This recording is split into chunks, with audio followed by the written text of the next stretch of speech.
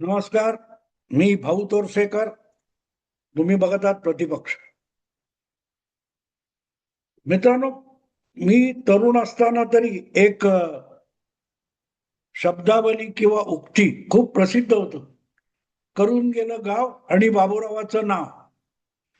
म्हणजे कोणीही काही करावं, ठराविक एका माणसावर आरोप ठेवायचा ही एक फॅशन असते. मला आता आठवत नाही, दमा मिराजदार किंवा शंकर पाटलांची एक ग्रामीण कथा आहे, अफजल खानाचा कोथळा. तुम्ही वाचली असेल कदाचित. मी यापूर्वी एक दोनदा सांगितलेली आहे की शाळेच्या इन्स्पेक्शनसाठी शिक्षण विभागाचे कोणीतरी बडे अधिकारी आलेले असतात आणि ते एका वर्गात घुसतात, म्हणजे जातात, आणि तिथे इतिहासाचा विषय चालू असतो, पिरियड चालू असतो. म्हणून एका विद्यार्थ्याला उभा करतात आणि त्याला विचारतात, धडा काढतात कुठच्या पुस्तकातला, आणि विचारतात अफजल खानाचा कोथळा कोणी काढला. ते बिचारं पोरग इतकं घाबरलेलं असतं की इतिहासाचे कडक मास्तर हे वर्गात असतात आणि इन्स्पेक्टर विचारतात की अफजल खानाचा कोथळा कोणी काढला. ते पोरग म्हणतं मी नाही काढला. आता विषय इतिहासातला आहे, तर हे पोरग वर्तमानात आपल्यावर आरोप केल्यासारखं उत्तर का देते. म्हणून इन्स्पेक्टर बिचकलेले असतात आणि ते तिरक्या नजरेने त्या वर्गातल्या मास्तरांकडे बघतात. हे काय आहे. तर मास्तर अगदी निर्भीडपणे सांगून टाकतात की हे गुरुवाचं कार्ट आहे ना, हे सगळ्यात ओवाळून टाकलेलं पोर आहे गावातलं. काहीही कुचापती कुरापती झाल्या तर तो हाच करतो. त्यामुळे अफजल खानाचा कोथळा जो काय असेल ना, तो यानेच काढलेला असणार. तुम्ही चिंता करू नका इन्स्पेक्टर साहेब, मी तो शोधून काढतो. आता हे ऐकून इन्स्पेक्टर आणखीनच चक्रावतो. कारण पोराला इतिहासाचं ज्ञान नसेल, तो मस्तीखोर असेल, अभ्यास करत नसेल, ढ असेल, तर अफजल खानाचा कोथळा म्हणजे काय हे त्या वर्गातल्या पोराला कळलं नाही तर ठीक आहे. पण त्यावरचा खुलासा देताना मास्तर त्या पोराचा खोडकरपणा, खट्याळपणा किंवा मस्तीखोरपणा याचा आधार देऊन यांनीच कोथळा काढला असं म्हणतात. त्या मास्तरांचं इतिहासाचं ज्ञान अधिकाऱ्याच्या लक्षात येतं. तो म्हणतो ठीक आहे, त्या मुलाला म्हणतो तू बस. आणि हे सगळं प्रकरण मास्तरासकट हेडमास्तरांकडे घेऊन जातात शिक्षण अधिकारी. म्हणजे काय आहे? हेडमास्तर शांतपणे त्यांना सांगतात, तुम्ही चिंता करू नका, हे इतिहासाचे मास्तर आहेत ना, हे आमचे पीटीचे पण टीचर आहेत. त्यांनी एकदा हातात छडी घेतली ना की भली गली मस्तीपोर पोरं असतात ना, ती पण सरळ सूत होतात. तेव्हा त्याने जर कोथळा अफजल खानाचा काढलेला असेल तर तो जिथे कुठे असेल तिथून शोधून काढून, कुठच्या दुसऱ्या पोराच्या दप्तरात लपवला असेल तर तो तिथून सुद्धा काढून हे आमचे इतिहासाचे पीटीचे मास्टर तो तुम्हाला परत आणून देतील, तुम्ही चिंता करू नका. तो इन्स्पेक्टर डोक्यावर हात मारतो. हा जो काही प्रकार आहे ना, तो आपल्याकडे जोरात चालतो.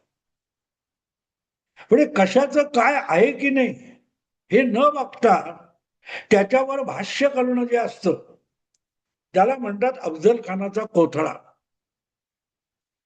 आणि मग कुठलीही काही मस्ती असेल, वाईट असेल, चूक असेल, ते आणून त्या गुरुवाच्या पोराच्या डोक्यावर फोडायचं. ही जी फॅशन असते, तसं आजच्या काळामध्ये, आजच्या सार्वजनिक जीवनात किंवा राजकारणामध्ये कुठलाही कोथळा काढायचा आणि तो भाजपच्या डोक्यावर फोडायचा, ही एक फॅशन झालेली आहे. राजकीय निरीक्षकांची ही फॅशन झालेली आहे. कुठलाही पक्ष फुटेल, कुठल्याही पक्षातले आमदार बाहेर पडतील, खासदार बाहेर पडतील, पक्षाचे तुकडे होतील किंवा कुठच्याही पक्षामध्ये अंतर्गत वाद निर्माण होतील, ते भाजपमुळेच झाले. भाजप हे आजच्या राजकारणात त्या गुरुवाचं पोर आहे. कुठल्याही पक्षामध्ये आपसात किती बेबनाव हो, म्हणजे उद्धव ठाकरेंनी आपल्या सहकार्यांना, त्यांच्या विवाहप्रमुख आमदारांना कवडीची किंमत द्यायचं नाही, अपमानित करायचं. पक्षाचा प्रमुख हा राज्याचा मुख्यमंत्री होता आणि त्या मुख्यमंत्र्याचं निवासस्थान वर्षा बंगल्याचं गेट हे शिवसेनेच्या आमदारांसाठीच बंद होतं. हा आरोप 30 जून नंतर 30 जून 22 नंतर शिवसेनेचेच संभाजीनगरचे आमदार संजय शिरसाट करत होते, संजय गायकवाड करत होते. कोणीतरी एक आमदार तर म्हणाला, एकदा साहेबांची गाडी येताना दिसली मंत्रालयाजवळ, म्हणून मी धावत गेलो तर त्यांच्या अंगरक्षकाने मला छडी मारून बाजूला केलं. म्हणजे एवढं सगळं उद्धव ठाकरे आपल्या शिवसैनिकांना, आपल्या शिवसेनेच्या आमदारांना कसपटासमान वागणूक देणार आणि ते चिडले तर त्याच्यासाठी आरोपी कोण? गुरुवाचं पोर भाजप. भाजप विरोधी पक्षात बसला होता. सत्तेची गाजरं दाखवण्याची शक्ती आणि अधिकार उद्धव ठाकरेंकडे होता. ते राज्याचे मुख्यमंत्री होते, महाविकास आघाडीचे मुख्यमंत्री होते. तरी त्यांच्याच पक्षातले आमदार त्यांच्यावर नाराज होते. त्यांच्या सकट महाविकास आघाडीचे आमदार त्यांच्यावर नाराज होते. आणि त्यामुळेच 20 जून 2022 जी शिवसेनेत मोठी फूट पडली, ती फूट कधी पडली? विधान परिषद आणि राज्यसभेच्या निवडणुकीनंतर. त्या निवडणुका होत असताना विरोधी नेते असलेले देवेंद्र फडणवीस हे जाहीरपणे सांगत होते की आम्ही राज्यसभा किंवा विधान परिषदेला एक जादा उमेदवार उभा केला तो महाविकास आघाडीच्या नाराज आमदारांच्या आग्रहामुळे आणि मागणीमुळे. आमच्या पाठबळावर मुख्यमंत्री आणि मंत्रिमंडळात बसलेले नेते आम्हालाच काडीची किंमत देत नाहीत, त्यांना धडा शिकवायचा आहे, म्हणून आम्हाला पक्षाच्या व्हीपच्या विरुद्ध जाऊन मतदान करायचंय आणि म्हणून भाजपने एक एक्स्ट्रा उमेदवार उभा करावा, ही उद्धव ठाकरेंच्या महाविकास आघाडीतल्याच आमदारांची मागणी होती आणि ती मागणी देवेंद्र फडणवीसांनी पुरी केली. आणि त्यामुळे महाविकास आघाडीचे राज्यसभा आणि विधान परिषदेचे आमदार पराभूत झाले आणि पुढल्या 10 दिवसात त्यांचं सरकार गडगडलं. यासाठी आरोपी कोण? भाजप. अर्थातच सत्तेत बसलेल्यांचं सरकार पाडण्यासाठी विरोधी पक्ष टपलेला असतो. 2019च्या निवडणुका संपल्यानंतर देवेंद्र फडणवीस मुख्यमंत्री होणार होते. त्यांना अपशकुन करण्यासाठी शरद पवारांनी जो काय कोथळा काढला महायुतीचा, खापर कोणाच्या डोक्यावर? भाजपच्या. उद्धव ठाकरे यांनी युतीला दगा दिला तरी गद्दार एकनाथ शिंदे. मतदाराने शिवसेना भाजप युतीला मतं दिली होती, ती युती 2.5 वर्षानंतर एकनाथ शिंदे आणि देवेंद्र फडणवीस यांनी जुळवून आणली. तर गद्दार कोण? लोकशाहीमध्ये मतदार हा राजा असेल तर मुख्यमंत्री पदासाठी युती मोडणारे उद्धव ठाकरे गद्दार असतात, पण इथे गद्दार ठरवायचं एकनाथ शिंदेला आणि कोथळा काढणारा फाटाफूट घडवणारा कोण? तर देवेंद्र फडणवीस. गुरुवाचं भोर है ना, गुरुवाचं भोर. तसं आत्ता 15 वर्ष बंगालमध्ये जी एकछत्री हुकूमत ममता बॅनर्जी चालवत होत्या, पत्रकारांची सुद्धा एवढी मुस्कटदाबी होती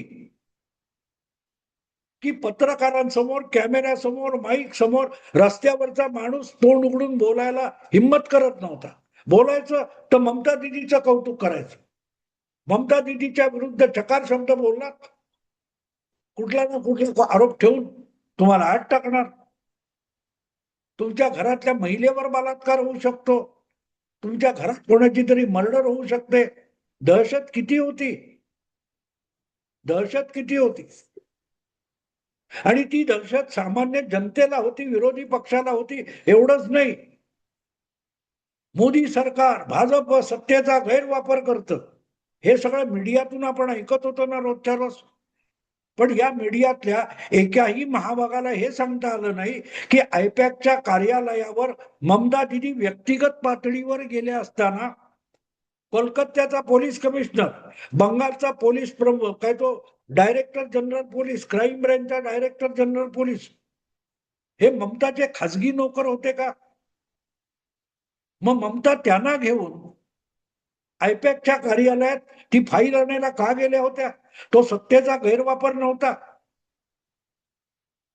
निवडणूक आयोगाने पोलिसांच्या सुरक्षेसाठी सेंट्रल फोर्सेस आणले तर तो सत्तेचा गैरवापर आहे. आणि ममता दिदी अगदी कमिशनर, डेप्युटी कमिशनर प्रचंड पोलीस फाटा घेऊन आयपॅकच्या ऑफिसमध्ये गेल्या. त्याबद्दल कुठचाही पत्रकार हा सत्तेचा गैरवापर आहे असं बोलायची हिंमत करत नव्हता. याला ममता दिदीची दहशत म्हणतात. 4 तारीख पर्यंत ही दहशत कोणी बोलत नव्हता आणि आज सुद्धा बोलत नाहीये. सगळ्यात मोठा गुन्हेगार पत्रकार होते, जे आज महाराष्ट्रामध्ये फडणवीस आणि एकनाथ शिंदे यांच्यात दुरावे, नाराजी, रुसवे, फुगवे अशी वर्णनं करतात. त्यांच्याच जातीचे, त्यांच्याच जातकुळीचे, त्यांच्याच वंशावळीतले बंगालचे पत्रकार हे भाजप, तृणमूल काँग्रेसमध्ये अंतर्गत इतकी दुफडी आहे, नाराजी आहे, हे का सांगू शकले नव्हते? महाराष्ट्रात त्यांच्याच भाऊबंधांना रोजच्या रोज एकनाथ शिंदे दरेगावला गेले, नाराज झाले. एकनाथ शिंदे दिल्लीला गेले, अमित शहाच्या पाया पडायला गेले. असली भाषा बोलणारी जी इथे एक वंशावळ आहे, त्यांचीच वंशावळ बंगालमध्ये आहे. तिथे जर आविष्कार स्वातंत्र्य पुरोगामी होतं तर मग तिथला कोणी पत्रकार तृणमूल काँग्रेस पक्षामध्ये अंतर्गत इतकी नाराजी आहे की आज जे उफराटेहून प्रवक्ते सुद्धा बोलतात. ममता दिदीचे 4 मे पर्यंत प्रवक्ते असलेले लोक आज जे काही बोलतात ते बघितलं का कळतं की ममता दिदीची दहशत किती होती. आज जो उफाळून आलाय तो फक्त सामान्य बंगाली जनतेचा राग लोभ नाहीये. तृणमूल काँग्रेस पक्ष फुटतोय, त्याची शकलं होत आहेत. त्याचं कारण ममता दिदी आणि तिच्या पुतण्याचं, काय तो भतीजाचं जी काय दादागिरी होती, त्या दबावाखाली जे लोक पक्षात वावरत होते त्यांनाही ते इतकं असह्य झालं होतं की पहिली संधी मिळाल्यावर नंतर ते बोलायला लागलेत. पण त्याचं खापर सुद्धा भाजपवर फोडायचं. तृणमूल काँग्रेस पक्षामध्ये नाराजी असेल तर त्याचा भाजपशी संबंध काय? कुणी पुरावा दिलाय की बाबा अमित शहानी ह्याला फूस लावली किंवा भाजपच्या कुणा मंत्र्यांनी किंवा नरेंद्र मोदींनी किंवा पक्षाध्यक्षांनी तृणमूल काँग्रेसच्या कोणाला असं असं आमिष दाखवलं, 50 खोके एकदम ओके, ही इथली घोषणा होती. तिथे 100 खोके एकदम ओके म्हणा, पण ते दाखवाल की नाही? उलट ममता दिदीच्याच अनेक आमदार, मंत्री जे कोण होते त्यांच्याकडे शेतात गाडलेल्या आणि वाळवीने कुरतडलेल्या करोडो रुपयाच्या नोटा सापडल्या. त्यांना काही कोटी रुपये खोके वगैरे द्यायची गरज नव्हती. त्यांच्याकडे खोके ममता दिदीने दिलेले किंवा ममता दिदी जे सांभाळायला दिलेले, जमिनीत गाडलेले, त्याला वाळवी लागली. पण खापर बीजेपीच्या डोक्यात. कारण बीजेपी गुरुवाचं पोर आहे. जगात कुठेही वाईट काय घडलं, पश्चिम आशियामध्ये इराण विरुद्ध अमेरिका, इराण विरुद्ध इस्रायल लढाई सुरू झाली भाजपमुळे.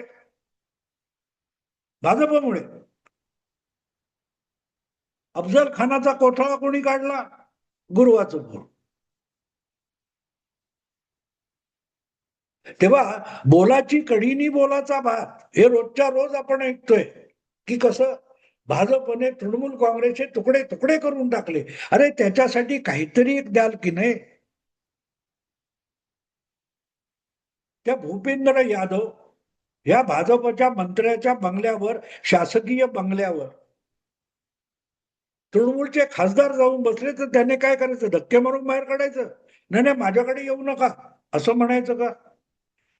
ममता दिदी पासून अर्ध्या किलोमीटर अंतरावर, ममता दिदी दिल्लीत आहे आणि भूपेंद्र यादवचं घर अर्धा किलोमीटर अंतरावर आहे. पण ममता दिदीला त्यांच्याच पक्षाचे खासदार नॉट रिचेबल आहेत आणि ते भाजपच्या मंत्र्याच्या घरात येऊन बसतात. ममता दिदी त्यांना का नाही रोखू शकल्या? अभिषेक बॅनर्जी का नाही रोखू शकला? पत्रकारांना का नाही याचा पत्ता लागला? पण कोणाला बघायचंय? बोलाची कडी, बोलाचा भात. अफजल खानाचा कोथळा गुरुवाच्या पोराने काढला. बरोबर आहे ना? ही जी पत्रकारितेची पद्धत झालेली आहे, त्यामुळे यांची सगळी विश्लेषणं चुकतात, त्यांचे ओपिनियन पोल चुकतात. त्यांना राजकारण कळत सुद्धा नाही आणि म्हणून ते गोंधळलेले आहेत. की बंगालच्या विधानसभेत फुटलेले आमदार आहेत, ते म्हणतात आम्ही तृणमूल काँग्रेस म्हणूनच वेगळे बसणार, आम्ही ममताचं नेतृत्व मानतो, पण आम्ही अभिषेक बॅनर्जीला मानत नाही, आम्ही मुख्यमंत्र्याच्या विरोधातच बसून राजकारण करणार विधानसभेत. आणि दुसरीकडे दिल्लीतला खासदारांचा गट आहे, तो ममता दिदीचं नेतृत्व झुगारतो आणि एनडीए बरोबर जातो. मग जी काय फाटाफूट झाली आहे ती एकछत्रीय का नाही? खासदारांचा गट वेगळा आहे, आमदारांचा गट वेगळा आहे आणि ममता दिदीचा गट वेगळा आहे. हे असे तुकडे का पडले? कधीतरी विचार करा. जो पक्ष म्हणून चालवलाच जात नव्हता, तो राजकीय पक्ष नव्हता, ती एक झुंड होती. झुंड होती. दंगल पेटते आणि इथेच नाही, अमेरिकेत सुद्धा ज्या दंगली मध्यंतरी सॅन फ्रान्सिस्को वगैरे, तुम्हाला आठवत असेल कॅलिफोर्निया वगैरे झाल्या, जेव्हा दंगल पेटते तेव्हा सामान्य माणसं सुद्धा कुठे हात मारायला मिळते तो मॉलमध्ये जाऊन अगदी ट्रॉल्या घेऊन तिथल्या वस्तू चोरून नेणारे अमेरिकेत सुद्धा दिसले. इथे सुद्धा होतात. मला आठवतं एकदा अशीच दंगल कुठली तरी उसळली होती आणि जबरदस्त दगडफेक वगैरे कुठे कुठे. दादर स्टेशनवर ते प्लॅटफॉर्मवर जे छोटं कॅन्टीन असतं, त्या कॅन्टीन मधली सिगरेटची पाकिटं, बिस्किटाचे पुढे चोरून पळून निघून जाणारे अनेक प्रवासी मी बघितलेले. कारण ती एक संघटना नसते, ते प्रवासी आपल्या सोयीच्या प्रवासासाठी ट्रेनमध्ये आलेले असतात आणि चला चटकन हात मारायला मिळतोय, दोन पाकिटं, दोन बिस्किटाचे पुढे उचलले आणि पळाले. तसं ममता दिदीच्या तृणमूल काँग्रेस पक्षामध्ये कोणीही पुरोगामी नव्हतं, कोणीही हिंदुत्ववादी नव्हतं, ते सगळे संधी साधूच होते. आणि आता दंगल आणि फायदा होणार नसेल तर तिथून सगळ्यात पहिल्यांदा तेच लोक पळ काढणार आहेत. त्यासाठी भाजपवर आरोप करण्याची काही गरज नाही. तो पक्षच नव्हता, ती लुटारूंची एक टोळी होती. आणि अशा ठिकाणी तुम्ही बघाल त्या चोरटे वेश्यावृत्तीचे जे धंदे चालतात किंवा चोरटे जुगाराचे किंवा मटक्याचे अड्डे चालतात, तिथे पोलिसांची छापा पडला, धाड पडली की मिळेल त्या खिडकीतून, दरवाजातून तिथले ज्या टोळीचे लोक असतात ते जीव मुठीत धरून पळून जातात, चार दिशेने पळून जातात. आज ममता दिदीचा पक्ष फुटत असेल तर धाड पडल्यावर आपण पकडले जाऊ नये म्हणून जसे त्या टोळीतले गुंड पळून जातात, त्यापेक्षा ममता दिदीच्या पक्षाच्या फाटाफुटीला अधिक महत्व नाहीये. आणि म्हणून कसलाही पुरावा, भाजपच्या डोक्यावर हपरफोडा स्वातंत्र्य आहे, आविष्कार स्वातंत्र्य आहे, संविधानाने दिलेलं स्वातंत्र्य आहे, खोटं बोलायचं स्वातंत्र्य आहे, बिनधास्त खोटं बोलत राहा. पण यातून भाजपला उघडपणे कुठलाही फायदा नाहीये आणि भाजपला तो फायदा सुद्धा नकोय. 2 वर्ष ज्या माणसाने अत्यंत कठोर निर्णय घेऊन अल्पमताचं सरकार चालवलंय, त्याला 272 या आकड्याची फिकीर नाही. ती तुम्ही त्याच्याशी खेळत बसा, ती खरूच खाजवत बसा, फक्त बोलाची कडी, बोलाचा भात करत बसा. भाजप या फाटाफुटीशी काहीही संबंधित नाहीये. हा, पण फूट होत असेल तर आपला शत्रू दुबळा करण्यासाठी त्याला फॅसिलिटेटेड करण्याचं काम भाजप करणारच. भाजपला शिव्या घालतायत, मोदींना शिव्या घालतायत, म्हणून भाजपचे खासदार असलेल्या शत्रुघ्न सिन्हा आणि तो कीर्ती आझाद यांना आपल्या स्टेजवर बोलून आणणारे कोण होते? ते भाजप फोडत नव्हते का? शत्रुघ्न सिन्हा भाजपचा खासदार असताना सुद्धा काँग्रेसच्या मंचावर जाऊन मोदींना आणि भाजपला शिव्या घालत होता. तेव्हा यापैकी किती लोकांनी म्हटलं की काँग्रेस भाजपला फोडायचा प्रयत्न करते? नाही बोलले ना. कारण ते काँग्रेस हे गुरुवाचं बोर नाहीये, भाजप हे गुरुवाचं बोर आहे. असो मित्रांनो, आवडलं लाईक करा, शेअर करा, प्रतिपक्षाला सबस्क्राईब करा. नमस्कार.